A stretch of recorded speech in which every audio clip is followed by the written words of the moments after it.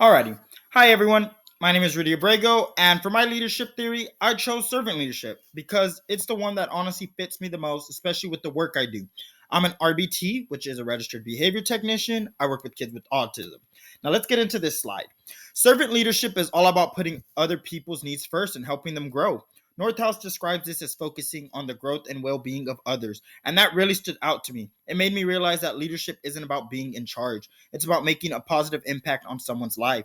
That mindset is something I connect with in my everyday work and honestly in my everyday life. Alrighty, now, one of the biggest ways I live out servant leadership is through my RBT work and honestly my everyday life too.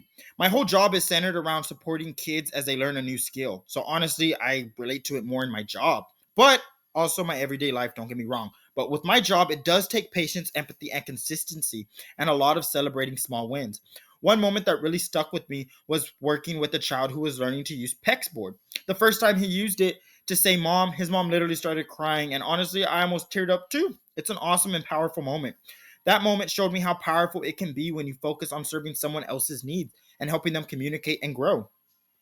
We also talked in class about how research shows servant leadership builds trust and motivation. Ava and colleagues found that people respond better when leaders support them instead of controlling them. I see that every day in ABA when kids feel understood and supported. You really do notice it and feel it.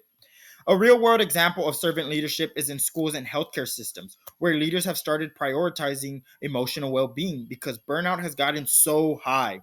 When leaders actually listen and support people, everything runs better, and honestly, the morale, the support, and everything is just overall good.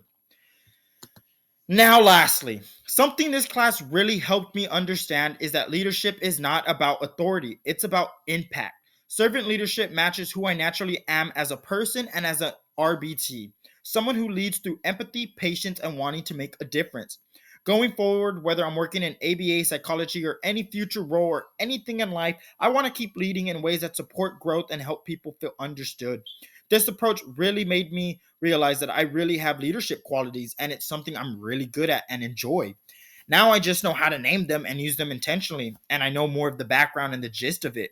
I always knew there was a name and something for it. I just didn't know exactly what it was and the depth of it until I started this class, and it has been an amazing journey.